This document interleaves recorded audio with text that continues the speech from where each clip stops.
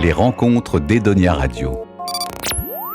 Dans les rencontres d'Edonia, nous recevons aujourd'hui le comédien-réalisateur Jérémy Régnier. Bonjour Jérémy. Bonjour. Et l'explorateur de l'extrême, Loury Lac. Bonjour. Bonjour également. Vous êtes venus nous présenter tous les deux votre film documentaire réalisé par Jérémy, D'un monde à l'autre, où l'on vous suit sur la banquise arctique pendant à peu près 3 mois, qu'a duré votre épopée. Jérémy, ce documentaire est né de votre rencontre avec Loury. Vous pouvez nous expliquer comment vous l'avez rencontré ? Alors, oui, c'est né pas que d'une rencontre, c'est né aussi d'un endroit où j'étais dans ma vie meurtri par la disparition de mon meilleur ami. Et en fait, je suis tombé par hasard sur l'interview de lui où on voyait ses exploits sportifs et ses missions, ses différentes missions et objectifs. Et bêtement, j'ai liké sa page Instagram et il m'a renvoyé un message. Et après ça, il m'a envoyé son livre qui était rempli de ses exploits, des photos, de ses projets, de ce qu'il avait fait dans le passé, ce qu'il voulait faire dans le futur. Il y avait déjà une vision très belle sur la nature, sur l'écologie. Et puis surtout, il écrivait une lettre dans ce livre à son père. Et c'était une façon de transmettre ce qu'il avait vécu, la blessure qu'il avait traversée. Et j'ai trouvé ça hyper touchant. Et je ne sais pas pour quelle raison, je me suis permis de lui écrire ce que je traversais dans ma vie, moi, et j'étais très libre, et je me suis permis vraiment de lui raconter tout, en lui disant par la fin que je ne sais pas pour quelle raison, mais j'avais le sentiment qu'on avait peut-être quelque chose à faire ensemble. Et Loury, vous répondez souvent aux commentaires sur Insta comme ça, parce que vous connaissiez donc pas Jérémy ? Alors, pas personnellement, mais je connaissais son travail cinématographique. Oui. Voilà. Et c'est vrai qu'on a une mauvaise habitude avec les stories de regarder un petit peu qui c'est qui est passé par là. Et moi, je suis assez attentif en fait à ce que mon travail peut générer chez d'autres personnes. Et quand je l'ai vu, effectivement, je lui ai envoyé ce petit message. Ça a commencé par un enchanté, très admiratif de votre travail cinématographique. Il m'a répondu, je vous retourne le compliment. Et une semaine plus tard, salut Tabitou, je t'envoie mon livre. Et c'est comme ça que le début de cette rencontre est né. Je pense que il y a plein de choses qui se sont alignées. Ce que Loury traversait dans sa vie personnellement, ce que moi je venais de traverser. Oui, vous veniez. Il y a un lien qui s'est. Voilà, vous veniez de traverser un deuil, Jérémy, et Loury, vous étiez en train de perdre votre père. C'est ça. Voilà. C'est un deuil particulier puisque c'est un deuil du vivant. C'est-à-dire que j'accompagnais mon père sur une fin certaine, et effectivement, j'étais très sensible à ce qu'il m'avait raconté et ce qu'il m'avait écrit dans ce mail. Évidemment. Un matin, mon téléphone a sonné. J'ai décroché et le monde s'est écroulé.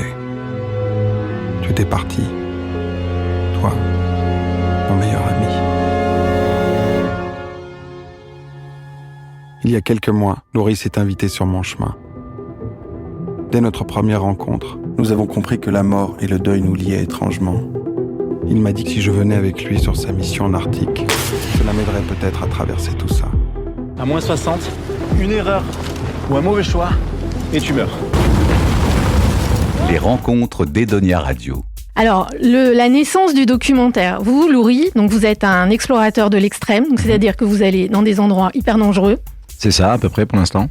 Voilà, bon, pour la l'instant... plupart du temps, non. Là, pour l'instant, vous aviez juste... La plupart du temps, oui, en solitaire et dans des zones très reculées. Et j'essaye de pratiquer des sports complètement différents et de raconter des histoires autour de mes aventures. Là, il s'avère que c'était une revanche un petit peu sur une expédition qui avait abrogé dû au Covid. Et donc, je m'étais repréparé pour repartir en Arctique pour refaire ce célèbre passage du Nord-Ouest. Donc, c'est-à-dire, vous faites quoi ? Combien de kilomètres l'exploit, c'était lequel ? Alors, l'exploit, c'était de réaliser la traversée du passage du Nord-Ouest qui fait 3500 km en partant du détroit de Bering pour aller aux îles Baffin. Et la complexité, c'était de les parcourir avec une voile de kite sur des skis. Comment Jérémy arrive là-dedans ? Parce que, tout le respect que j'ai pour vous, Jérémy, c'est un aventurier de l'extrême. Vous, peut-être un peu moins, mais maintenant on se rend compte que non, vous aussi. Comment vous arrivez à vous dire, je vais partir avec lui, on va faire un doc, on part tous les deux ? C'est arrivé en plusieurs étapes, mais je pense que c'était un peu l'insouciance, du fantasme, et puis il y a un endroit de ma vie où en fait j'avais besoin de peut-être me prouver quelque chose, d'arriver à me dire est-ce que je suis toujours vivant ou pas, et c'était cette proposition arrivée pour moi comme un cadeau. Enfin, vraiment j'y ai pas vu le danger, enfin, je l'ai perçu bien sûr, mais c'est qu'après que je me suis rendu compte au fur et à mesure du danger, de ce que j'allais entreprendre, et de la violence, et même en étant loin en fait, c'était en étant sur place. En suivant Loury, je me rendais compte du danger bien plus, et encore plus après quand je suis parti avec lui vraiment sur cette trajectoire qu'on a fait ensemble, quoi. Mais c'est très difficile, c'est très particulier le danger. On peut voir des gens qui font des trucs extrêmes. En plus maintenant on a de plus en plus l'habitude, mais c'est très difficile d'imaginer ce que ces gens vivent en fait tant que tu ne le vis pas. Là, quand vous avez décidé de partir avec lui, donc vous avez décidé de faire un film documentaire, vous aviez une équipe. Moi, la question que je me suis posée, c'est est-ce que vous saviez vraiment quel film vous alliez faire en partant ou pas ? Pas du tout. Ça a été un pari pour tout le monde. Ça a été un pari à plein d'endroits. Je connaissais pas Loury et moi. On n'était pas sûr de s'entendre, que ça allait se passer. Je ne savais pas ce qu'il allait pouvoir faire comme objectif. La production se demandait ce qu'on allait pouvoir ramener comme image. Techniquement, c'était presque impossible d'imaginer de ramener des images. Donc, ça a été un pari à tout point de vue. Mais avec une vraie volonté en tout cas de ma part, de me dire oui, il y a quelque chose à raconter. Et je vais le trouver en le vivant. Et ça a été le cas, en fait, ça a été vraiment ça. Mais il y a des moments, pour être totalement transparent, je me disais, mais qu'est-ce que je fous là ? Qu'est-ce que je fous là ? Qu'est-ce que je filme ? Donc je filmais, le film fait 1h15, j'ai eu 220 heures de rush, donc il y a énormément de choses qui ne sont pas dans le film. Et puis après, c'est un travail avec un monteur de créer une narration à travers ce récit-là. Mais c'est vraiment le vivant. Il y a des moments clés, en fait, que j'ai vécu à travers cette odyssée, ce voyage avec Loury, où je me suis dit, ah ben, là, ça, c'est ce que j'ai envie de raconter. Ah oui, ce qui m'arrive dans la vie, tout d'un coup, d'être confronté à ça, à une douleur, d'être confronté à cette violence, à une perception, à ce qui se passait entre nous. Tout d'un coup, je construisais et je me disais, tiens, c'est ce qui m'anime, c'est ce que je veux montrer, partager au monde par rapport à cette vision-là, à la complexité humaine, à ce que c'est le rapport à la nature, à l'isolement, à l'introspection. Voilà. Mais ça s'est fait vraiment au fur et à mesure. C'est un voyage initiatique, un peu, on peut le prendre comme ça. Oui, je pense, oui. Il y a en tout cas, c'est ce que Loury m'avait proposé, en me tendant la main, en me disant viens avec moi, c'était de vivre quelque chose d'introspectif, donc initiatique. Ça vous a réparé ? Oui, ça a sans doute réparé. C'est en tout cas pour moi, c'est pas comme si tout d'un coup on mettait un pansement et la blessure disparaissait. La blessure est là, elle est. Mais vous pouvez vivre avec. Je vis avec. On n'a pas le choix de vivre avec. Mais comment on vit avec ? Comment on l'utilise ? Qu'est-ce qu'on en fait ? C'est ça aussi. C'est pas que arriver à guérir. C'est qu'est-ce qu'on en fait. Un beau film. J'espère. Merci. Tu m'entends ? Ouais, je t'entends. Ouais. Il va falloir que je sois un peu stratégique. Sinon, je vais me retrouver au milieu de l'océan et on aura un gros problème. Je sais pas, je pense que Loury n'est pas arrivé là par hasard dans ta vie. Tu le dis toi-même et je le pense aussi.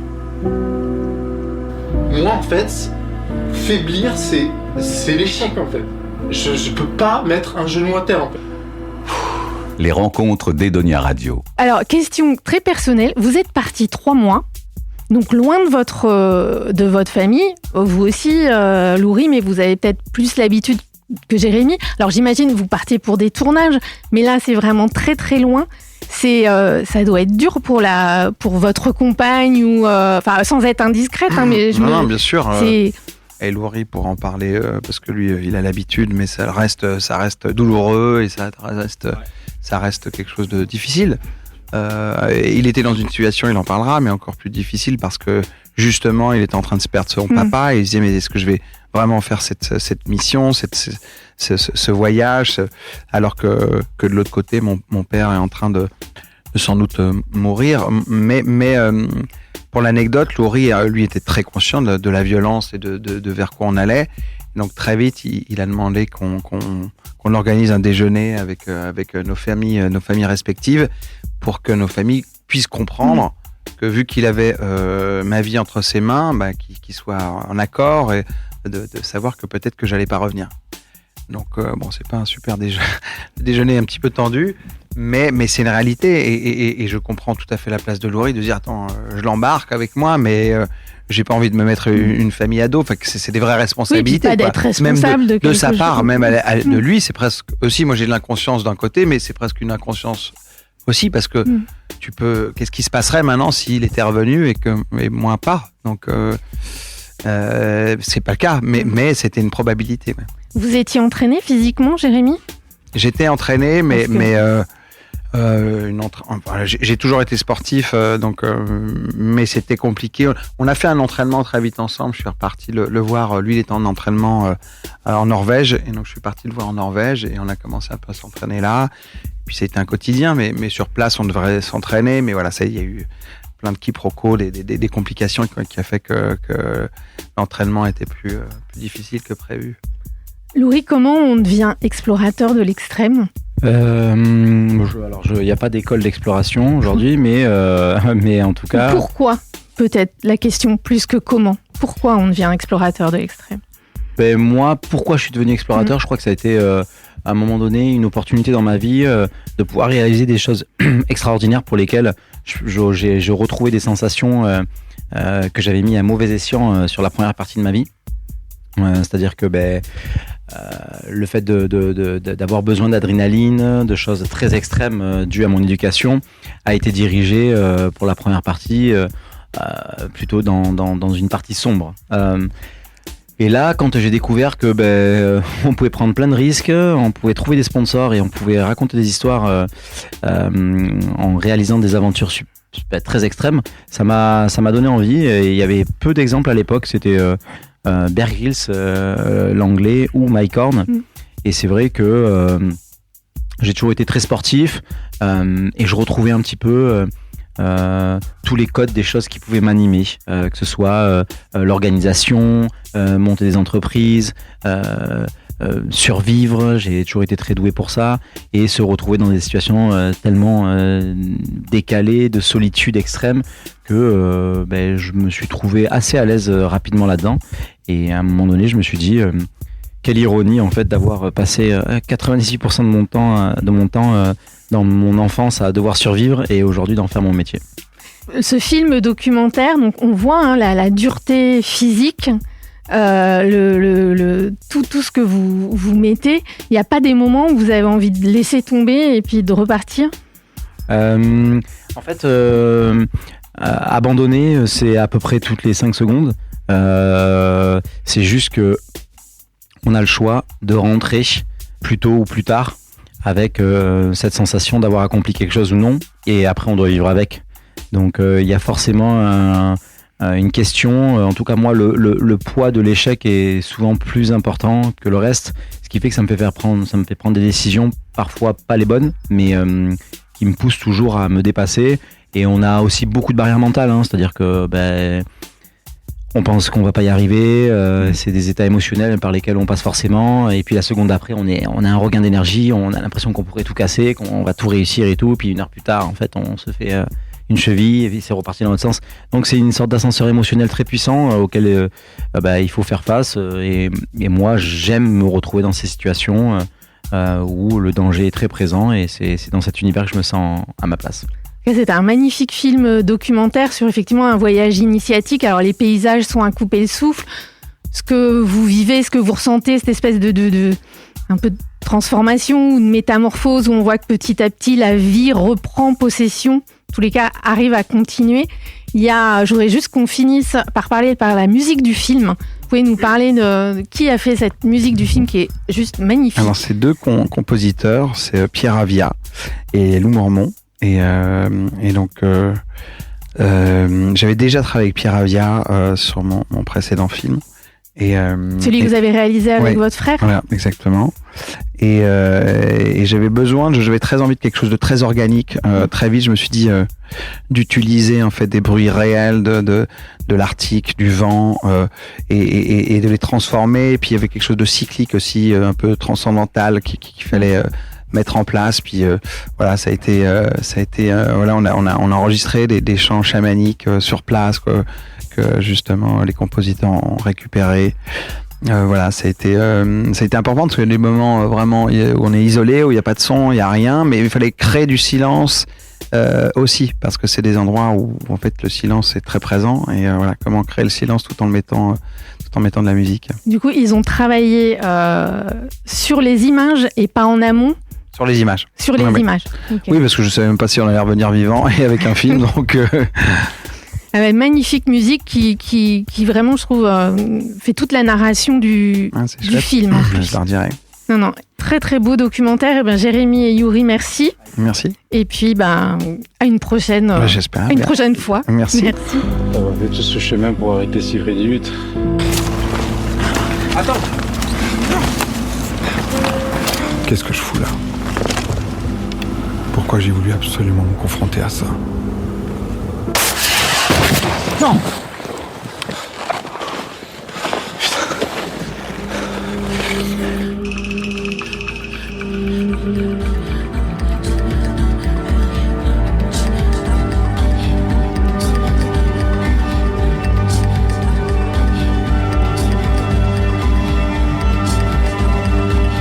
C'est comme si tout ce chemin, depuis cette noirceur, m'avait emmené là, à ce moment précis.